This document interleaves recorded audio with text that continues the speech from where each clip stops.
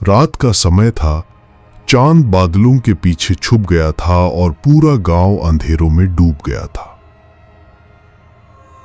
आरव अपने बचपन का पुराना सड़ा हुआ घर खोलने आया था, जहां वो 15 साल से नहीं गया था। उस घर के अंदर कदम रखते ही एक अजीब ठंड और सन्नाटा महसूस हुआ। ये दरवाजा अब भी उतना ही भारी लगता है, जैसे अंदर कुछ रोक रहा हो मुझे। दरवाजा खुला। अंदर से बड़ी सी चीख जैसी आवाज निकली। जंग लगने की आवाज थी या कुछ और, आरव समझ नहीं पाया। यहां सब कुछ तो वहीं का वही है, पर यह हवा इतनी ठंडी क्यों है? उसने एक पुराना लैंप जलाया। रोशनी कम थी, लेकिन धुंध से भरा कमरा धीरे धीरे दिखने लगा। दीवार पर पुराने तस्वीर लटक रहे थे और एक तस्वीर के ऊपर से खून जैसे लाल निशान बह रहा था। ये खून का निशान यहां कैसे आ गया? तस्वीर तो बिल्कुल साफ थी पहले। अचानक उसके पीछे से किसी बच्चे की हंसी सुनाई दी, हल्की और ठंडी। तू वापस आ गया।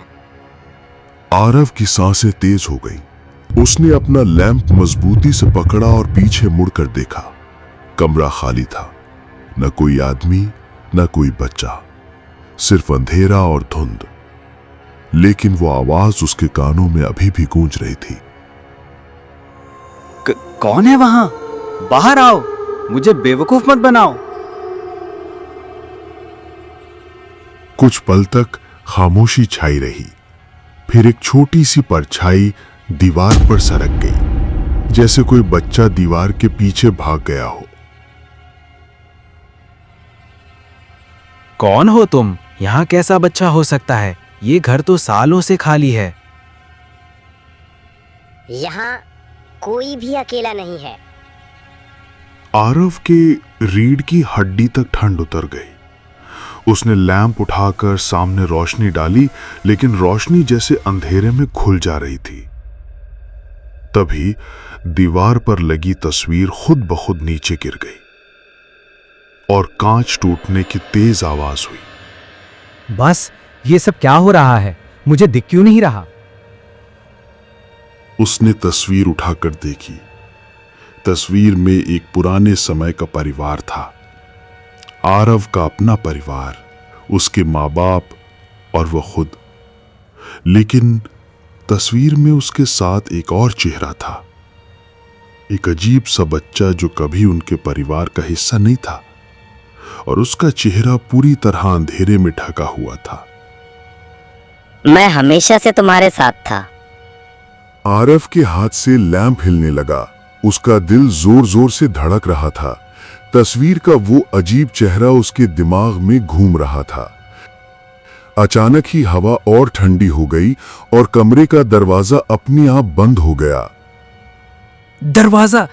ये दरवाजा किसने बंद किया? मुझे यहां से निकलने दो। तभी कमरे के कोने में एक छोटी सी परछाई उभरी। धीरे धीरे वो परछाई रूप लेने लगी। एक छोटा बच्चा, फटी पुरानी कमीज पहने हुए, सर झुका हुआ और पैर जमीन को छू भी नहीं रहे थे। तू कौन है और मेरे घर में क्या कर रहा है? ये तुम्हारा घर नहीं है, कभी था भी नहीं। ये हमेशा मेरा था। आरव की आंखों के सामने पुरानी यादें चमक उठी। एक अंधेरा कमरा, माँ बाप की चीखें और एक छोटे बच्चे की रोने की आवाज। उसने अपना सिर पकड़ लिया। नहीं, ये सब झूठ है। मैं अकेला ही था। झूठ नहीं आरव, तू अधूरा है और मैं तेरा दूसरा आधा हिस्सा हूँ। अब वक्त आ गया है, तुझे मेरे साथ चलना होगा। तू मुझसे क्या चाहता है? सिर्फ सच। तू भूल गया, लेकिन मैं याद रखता हूँ। उस रात तेरे माँ बाप ने मुझे इस घर के तह खाने में दफन कर दिया था, क्योंकि मैं उनके लिए श्राप था। आरव की आंखों के सामने तस्वीर जैसे जिंदा हो गई। एक रात का मंजर जिसमें एक और बच्चा रोता हुआ था और आरव के माँ बाप उसे खुद ही जमीन के नीचे दबा रहे थे। ये झूठ है। मेरे माँ बाप ऐसा कभी नहीं कर सकते थे।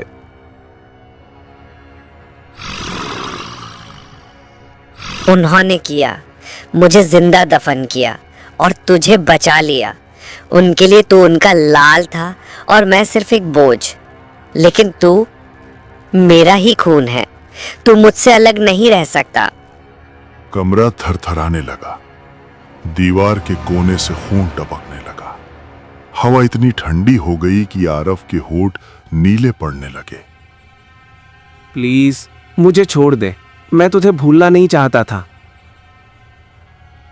देर हो चुकी है आरव, अब तू मेरा हिस्सा बनेगा। जैसा मुझे कब्र के अंदर कैद किया गया था, अब तुझे भी यहीं कैद रहना होगा।